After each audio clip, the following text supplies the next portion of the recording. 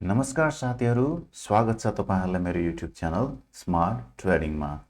अनि म तपाईहरुकै निरन्तरको learn to earn trading जोर्नीको साथी विनोद। सदा चाहिँ आज पनि यस हप्ताको बिहीबारको दिन यानी कि नेप्सेको कारोबारको अन्तिम कारोबार दिन तसर्थ यहाँहरु समक्ष हिजोका दिनहरुमा जस्तै नेप्सेको वीकली अपडेट लिएर आइसकेको छु। साथीहरु, आशा गरेको छु यो भिडियोमा तपाईहरु मसँग अन्तिम समय रहनु हुनेछ। यदि तपाई मेरो च्यानलमा नयाँ हुनुहुन्छ भने कृपया च्यानललाई सब्स्क्राइब अनि बेल आइकनमा क्लिक गर्न चाहिँ नभुलिनु होला। र अर्को कुरा, यस भिडियोमा मैले जति पनि डिस्कसन यहाँहरु समक्ष मेरो आफ्नो एनालाइसिस राख्ने छु त्यसलाई नितान्त एउटा एजुकेशनल मटेरियलको रूपमा एउटा रेफरेन्स मटेरियलको रूपमा मात्र लिदिनु होला। यसैको आधारमा मात्र buy sell decision trading decision नलिदिनु होला। आफ्नो अध्ययन र अनुसन्धानलाई पनि जोडेर मात्र ट्रेडिङ जर्नीलाई अगाडि बढाउनु हुन अनुरोध गर्दै हाम्रो आजको वीकली अपडेटलाई अगाडि लाने जमर्को गर्दैछु। स्क्रिनमा तपाईहरुले देखिराख्नु भएको छ नेप्सेको वीकली टाइम फ्रेममा हाम्रो चार्ट एनालाइसिस के कसरी अगाडि बढिरहेको छ त भन्दाखेरि विगतका हप्ताहरुमा हामीले सधैँभरि मैले यहाँहरु समक्ष राख्दै आएको नै थिए कि यो चार्टलाई हामीले बर्ड्स आई भ्यूमा हेर्दाखेरि हाम्रो अनमिटिगेटेड एउटा order flow, covid order flow भन्नु यसलाई हैन, कोभिडको फल हो। यो कोभिडको फलले बनाएको जुन अनमिटिगेटेड अर्डर फ्लो छ जसको हाई चाहिँ तपाईको कति थियो त 1667 थियो हैन। यो एउटा अनमिटिगेटेड अर्डर फ्लो भएको कारणले गर्दाखेरि नेप्सेलाई यो उकालो यात्रा हैन बुलमा जानको लागि चाहिँ अलिकति गाह्रो भइरहेको भन्ने हामीले अर्थाइरहेका थियौं। विगत लगभग भनौं न वर्ष दिन भन्दा बेसी भइसक्यो। इट्स अलमोस्ट लाइक फ्रम जुन 22 हैन 23 सेप्टेम्बर पुगिसक्यो हामी यतिखेर। जुलाई अगस्त सेप्टेम्बर भनेपछि अलमोस्ट इट्स लाइक 15 मन्थ्स हैन। 1800 देखि 2200 को रेन्जमै हामी चाहिँ रेन्जिङ जोनमा छौं। नेप्सेको वीकली टाइम फ्रेममा हेर्दाखेरि हामी यो जोनमा अहिले चाहिँ रेन्जिङ भइरहेका छौं है। यहाँले मेरो भनौं न प्रिभियस वीकली अपडेट्सहरु तपाईले फलो अप गरिराख्नु भएको छ भने या चाहिँ आजको दिन तपाईको यदि च्यानलमा नयाँ हुनुहुन्छ भने तपाईलाई म एउटा रिकल गर्न चाहन्छु कि यो जुन क्यान्डल बनेको छ जुलाईको क्यान्डल है, जुलाई 23 को वीकली क्यान्डल जुन यो शूटिङ स्टार बनेको थियो, यो शूटिङ स्टार क्यान्डलको इम्पोर्टेन्सको बारेमा मैले यहाँहरुलाई चाहिँ प्रष्ट रूपमा विगतका एनालाइसिसमा तपाईहरु समक्ष मैले राखेको थिएँ। त्यो के त भन्दाखेरि यो candle it's a strong rejection candle. यसका दुई चारवटा पर्सपेक्टिभहरु मैले यहाँ समक्ष राखेको थिएँ। कृपया त्यो भिडियो तपाईले फेरि फ्ल्याशब्याकमा गएर हेर्नुभयो भने तपाईले पक्कै पनि थाहा पाउनुहुनेछ। त्यसपछि मैले त यहाँलाई भनेको थिएँ नेप्सेले अब एउटा चाहिँ फेरि बेरिश मोमेन्टम नै लिने सम्भावना छ भन्दाखेरि आजको दिनसम्म भन्दाखेरि इट्स लाइक कम्प्लिटली बेरिश क्यान्डलहरु 7 वटा क्यान्डल बनाइसकेको अवस्था छ। यसलाई यदि हामी अलिक प्रिसाइजली हेर्ने हो भने मैले लास्ट वीकको तपाईलाई टेक्निकल एनालाइसिस अपडेटमा मन्थली अपडेटमा पनि तपाईलाई मैले राखेको थिएँ। के त भन्दाखेरि त्यतिखेर यो क्यान्डल बनेको अवस्था थियो वीकलीमा हैन। तल यो मैले ग्रीन बक्स त्यसपछि येलो लाइन है। मार्केट एक्चुअली यो जोनमा चाहिँ आउनै पर्ने हुन्छ जुन किसिमको फ्यासनमा आइरहेछ भनेको थिएँ यहाँहरु समक्ष। तसर्थ आज यो हप्ता पनि झन् अझै sharp with the large candle है, अगाडिको क्यान्डलहरु भन्दा पनि ठूलो क्यान्डलको साथ मार्केटले फल दिएको छ। अब हामी यो ग्रीन जोनमा आइपुगेका छौं। मैले यहाँहरुलाई वीकली टाइम फ्रेममा एनालाइसिस गर्नु पर्दाखेरि भन्ने के गर्छु त भन्दाखेरि यो ग्रीन जोनमा आइसकेपछि मार्केटले एउटा दुईटा वीकली ग्रीन क्यान्डल बनाउने सम्भावना भने चाहिँ रहन्छ। यसमा भने मतलब चाहिँ यसले चाहिँ एउटा रिएक्टिभ वेभ चाहिँ दिन सक्ने सम्भावना रहन्छ। अल्टिमेटली यो मार्केटको जुन किसिमको सिम्पटम्समा आइरहेको छ त्यसले चाहिँ मार्केटको यो 1807 लाई एकचोटी ब्रेक गर्न सक्ने सम्भावना चाहिँ एकदमै प्रबल रूपमा लिएको छ भनेर मैले यहाँहरु समक्ष विगतका हप्ताका वीकली अपडेटहरुदेखि नै मैले यहाँहरुलाई चाहिँ अवेयर बनाउँदै आइरहेको यहाँहरुलाई चाहिँ अवगत छँदैछ। अहिले पनि हाम्रो एनालाइसिसमा हामी त्यसबाट चाहिँ हामी चाहिँ भनौं न फरक किसिमको एनालाइसिस गर्नुपर्ने अवस्था छैन। मार्केटले हामीले आफूले जुन किसिमको एनालाइसिस गर्दै आइरहेका थियौं बेरिश मोमेन्टम हावी छ त्यही भएर त्यही अनुसार हामीले चाहिँ ट्रेडिङ रिस्क हाम्रो म्यानेजमेन्ट गर्नुपर्छ भन्दै आइरहेका थियौँ भने आजको दिनसम्म आइपुग्दाखेरि त्यही हुँदै गइरहेको हामीले प्रष्ट रूपमा देखिरहेका छौँ। तसर्थ अब साथीहरू एउटा मैले यहाँहरूलाई बेला बेलामा भन्ने पनि गरेको छु, यो अक्युमुलेसन जोनबाट चाहिँ बुल सुरु गर्नलाई एकचोटि मार्केटमा चाहिँ स्मार्ट मनीले चाहिँ मार्केटमा सेक आउटको मुभ दिन्छ। त्यो सेक आउटको मुभ मोस्ट प्रोबेबली यदि यो जुन किसिमको फ्यासनमा यो झर्दैछ, it seems like shakeout move. यदि यो सेक आउट मुभ हो भने चाहिँ त्यसले 1807 को प्रिभियस लो रेन्ज जुन इक्वल लो जुन छ त्यसले चाहिँ ब्रेक एकचोटि गरिसकेपछि मात्रै then it will start bull, right हैन। तसर्थ यही अनुसारले हामीले आफूलाई चाहिँ प्रिपेयर गरेर राख्नुपर्ने अवस्था छ। अब गएको 2 हप्तामा तपाईले भोल्युम हेर्नुहुन्छ भने अलिकति कमै भोल्युम आएको देख्नुहुन्छ। भोल्युम त ग्रेजुअली ड्राई आउट नै भइरहेको छ, तर एउटा कुरा त्यो भन्दै गर्दा ख्याल गर्नुपर्ने कुरा छ भने विगतको हप्तामा जस्तै यही हप्तामा पनि हाम्रो 1 डे हाम्रो छुट्टी नै रह्यो क्या र हैन। तसर्थ अब एक दिनको भोल्युम त नआउने नै भयो। त्यसरी पनि हामीले चाहिँ भोल्युम अलिकति कम देखिन आएको हो भनेर पनि हामीले बुझ्नुपर्ने हुन्छ। ओके, एनीवे साथीहरू, यो वीकली टाइम फ्रेमको एनालाइसिसमा यो शूटिङ स्टार क्यान्डल जुन रिजेक्सन क्यान्डल जुन यो लिक्विडिटी स्वीप क्यान्डल पनि सिकेपछिको जुन डाउनवर्ड मोमेन्ट हुन्छ त्यो चाहिँ स्ट्रङ हुन्छ भनेर मैले यहाँहरूलाई अवगत गरे अनुसार मार्केटले मोमेन्टम दिइरहेछ भनेर बुझ्नु पर्यो। अब हामी जाउँ नेप्सेको डेली टाइम फ्रेम एनालाइसिसमा। अब डेली टाइम फ्रेममा चाहिँ के छ त स्थिति भनेर भन्दाखेरि हैन, वीकलीमा त हामी बेरिस नै छौँ भनेर भनेको थिएँ, भनिरहेँ मैले हैन। अब डेली टाइम फ्रेममा चाहिँ हाम्रो यो इन्टरनल चोक दिइसकेपछि मार्केटले जब यो बेरिस मोमेन्टम सुरु गर्यो हैन, बेला बेलामा चाहिँ हाम्रो चाहिँ एक्जिट अपर्च्युनिटी मैले बारम्बार यहाँहरूलाई भनिरहेको थिएँ। जब यो जुन मोमेन्टम जसले यो क्यान्डलले चाहिँ हाम्रो यो प्रिभियस स्विङ लोलाई ब्रेक गरेर क्लोजिङ दियो, त्यसपछि दिने अपवार्ड मोमेन्टम भनेको only for the reactive, only it will be just like a reactive momentum मात्र भनेर मैले करेक्टिभ मोमेन्टम भनौँ न, त्यो मात्र हुन्छ भनेर चाहिँ यहाँहरूलाई भन्दै आइरहेको थिएँ। र एउटा चाहिँ हामीले सपोर्टको रूपमा देख्न सकिने ठाउँ चाहिँ के हुन्छ त भन्दाखेरि यो क्यान्डल जुन मैले यो स्पिनिङ टप क्यान्डललाई यो पर्पल कलरको चाहिँ जुन एउटा रेक्ट्याङ्गुलर बक्स बनाइरहेको थिएँ, त्यो बक्ससम्म चाहिँ मार्केट चाहिँ सहजै आइपुग्छ भनेर मैले यहाँहरू समक्ष चाहिँ यो क्यान्डल भन्दाखेरि नै भनिरहेको थिएँ। सो तदनुसार हाम्रो आइपुगेको अवस्था यो क्यान्डलबाट चाहिँ मार्केटमा एउटा रियाक्सन चाहिँ फेरि त्यो किसिमको रियाक्सन आउन सक्ने सम्भावना चाहिँ। सो नेक्स्ट विक एक दुईवटा ग्रिन क्यान्डल बन्न सक्ने अवस्था पनि छ, तर त्यो ग्रिन क्यान्डल बन्यो भन्दैमा हामीलाई कम्प्लिट बाई सिग्नल चाहिँ नहुन सक्छ, किनभने मार्केटको विकली टाइम फ्रेमको एनालाइसिसलाई पनि यो डेली टाइम फ्रेमको एनालाइसिसले रेस्पेक्ट गरिरहेको भन्ने देखिन्छ है।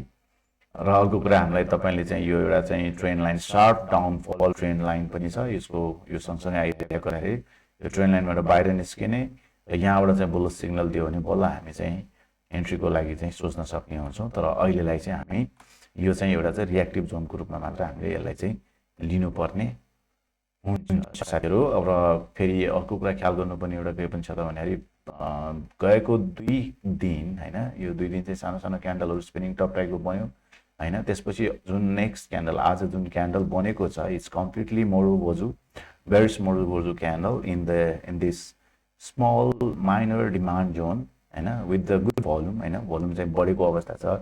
अस्ति तपाईको 2 दिन जति यो एक दिन चाहिँ 86 करोडसम्म आएको थियो भने हिजोको दिनमा चाहिँ 79 करोड मात्रै ट्रेड भएको थियो, ट्रान्जेक्सन भने टर्नओभर हैन।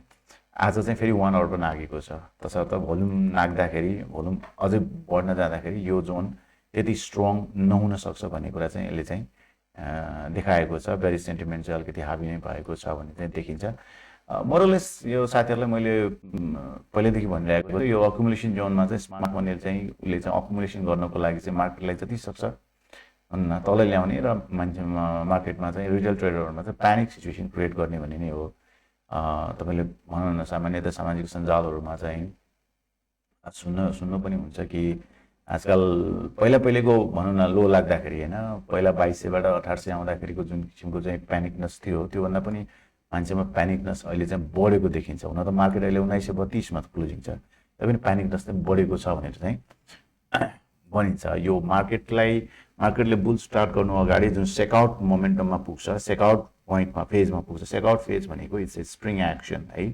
सेकआउट एक्सन भनेकै taking out the weak holders, taking the weak holders out from the market हैन।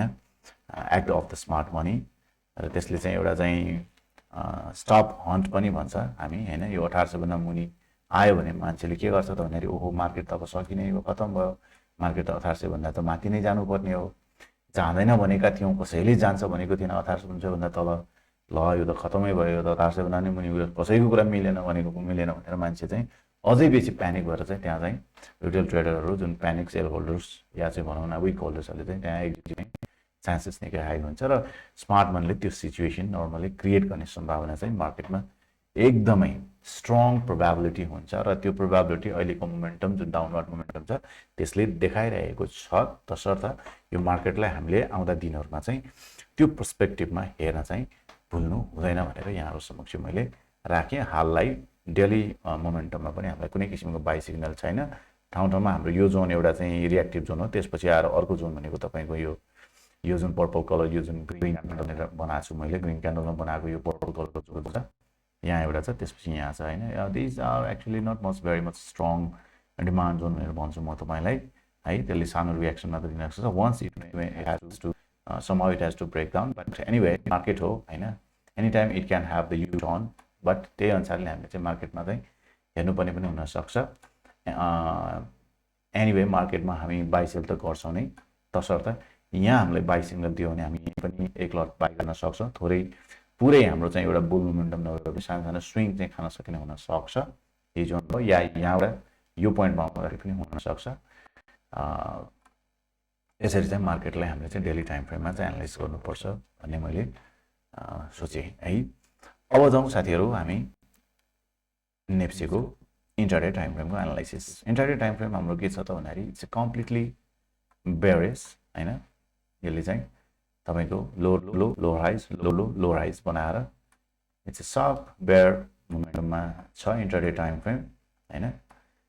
लास्टमा हाम्रो यो भोल्युमको स्पाइक्सहरू आइरहेको छ हैन। भोल्युमको स्पाइक्स भनेको चाहिँ मैले इन्ट्राडे टाइमको भनौँ न ड्युरेसन जुन हाम्रो 11 बजेदेखि 3 बजेसम्म हुने हाम्रो ट्रेडिङ टाइम फ्रेममा चाहिँ टाइम पिरियडमा चाहिँ लास्ट मोमेन्टमा लास्ट 5 मिनटको हाराहारीमा चाहिँ एउटा राम्रो भोल्युममा चाहिँ ट्रेड हुने भनेको त्यो चाहिँ विशेष गरी स्मार्ट मनीले चाहिँ अकुमुलेसन गरेको भन्ने चाहिँ स्पाइकहरू चाहिँ देखेको भनेर हामीले चाहिँ बुझ्नुपर्ने हुन्छ।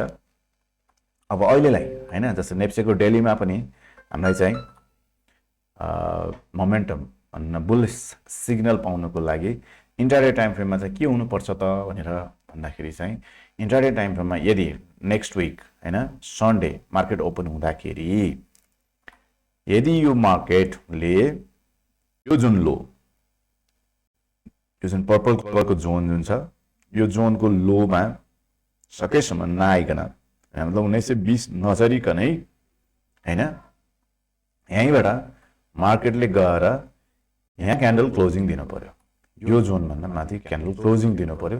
त्यसपछि यो गएर यसरी गएर यहाँ हुँदै हैन क्लोजिङ दियो भने चाहिँ अब डेलीमा त्यतिखेर सिग्नल आइसकेको अवस्था हुन सक्छ हैन। नर्मली चाहिँ यसले यो जोनलाई ब्रेक गरेपछि मात्रै एउटा चाहिँ एक लेभलको हाम्रो चाहिँ बाई सेटअप बनेको भन्ने देखिन्छ। इन्ट्राडेमा चाहिँ हाम्रो यो जोन चाहिँ गएर यहाँ यसरी सस्टेन हुनु पर्ने हुन्छ। त्यति भएपछि मात्र या चाहिँ यसलाई ब्रेक गरिसकेर तल आएपछि यहाँ हाम्रो डिमान्ड जोन जहाँ बन्या हुन्छ त्यहाँबाट चाहिँ हामी फेरि राइड गर्न सक्ने हुन्छौँ। सामान्यतः इन्ट्राडेमा चाहिँ तपाईँले चाहिँ next week Sunday market open हुँदाखेरि चाहिँ यो जोन र यो जोनलाई ब्रेकआउट दिन सक्छ कि सक्दैन इन्ट्राडे पर्सपेक्टिभमा त्यो हेरेर मात्रै तपाईँले चाहिँ बाई डिसिजन लिनुपर्ने हुन्छ। अन्यथा यो चाहिँ फेरि तलतिरै मोमेन्टम दिने चाहिँ सम्भावना चाहिँ निकै नै छ, किनभने हाम्रो इन्ट्राडे टाइम फ्रेममा हामी चाहिँ लोवर हाई र लोवर लोज बनाएर चाहिँ तल मार्केट चाहिँ झरिरहेको अवस्था छ र आजको दिन चाहिँ 1932 मा चाहिँ क्लोजिङ दिएको अवस्था छ। त्यसो साथीहरू हामीले विकली डेली र इन्ट्राडे पर्सपेक्टिभमा हाम्रो पुरानो हाम्रो जुन किसिमको एनालाइसिस छ टेक्निकल बेरिश मोमेन्टमको एनालाइसिस हामी बेरिश नै हाबी थियौँ पहिलेदेखि नै हैन र अहिले पनि त्यो निरन्तरता छँदैछ। तसर्थ कुनै पनि टाइम फ्रेममा हामीलाई यतिखेर बाई सेटअप बनिसकेको अवस्था छैन। तसर्थ साथीहरू आउँदा दिनहरूमा तपाईँको आफ्नो ट्रेडिङ डिसिजन तपाईँहरूले त्यसरी नै लिनुहोला कुनै एकपटक यदि तपाईँ मेरो च्यानलमा नयाँ हुनुहुन्छ भने कृपया मेरो च्यानललाई सब्स्क्राइब अनि बेल आइकनमा क्लिक गर्न नभुल्नुहोला। आशा लिएको छु तपाईँले यो भिडियो पक्कै पनि मन पराइदिनु भयो र अन्तिमसम्म मसँग रहिदिनु भयो। त्यसको लागि धन्यवाद पनि टक्राउन चाहन्छु र तपाईँलाई यो भिडियो मन परेको खण्डमा प्लिज लाइक बटनमा लाइक पनि गर्नुहोला। र tomorrow or the day after tomorrow, I'm about to bring one sector analysis and one stock analysis. त्यो चाहिँ कुन सेक्टरको गर्दाखेरि बेटर हुन्छ अहिलेको लागि एउटा सेक्टरको म बनाउने छु र चाहिँ एउटा स्टकको पनि तपाईहरु समक्ष लिएर आउने छु र त्यो कुन स्टक र कुन सेक्टरको तपाई हेर्न सुन्न देख्न चाहनुहुन्छ भिडियो एनालाइसिस कृपया कमेन्ट बक्समा कमेन्ट चाहिँ गर्न नभुल्नु होला। म त्यही अनुसारले धेरै साथीहरुले चाहनु भएको खोज्नु भएको सेक्टर र स्टकको चाहिँ एनालाइसिसमा लिएर आउँदा दिनमा भोलि या पर्सिको सम्ममा म एउटा दुईटा अरु भिडियोहरु तपाईहरु समक्ष लिएर आउने नै छु। अझ साथीहरु त्यतिन्जेलसम्म यहाँहरुको आफ्नो ट्रेडिङ जर्नी सफल होस्, सबल रहोस्, तपाईको समय सार्थक रहोस् भन्दै यहाँहरुबाट बिदा हुन चाहे। नमस्कार।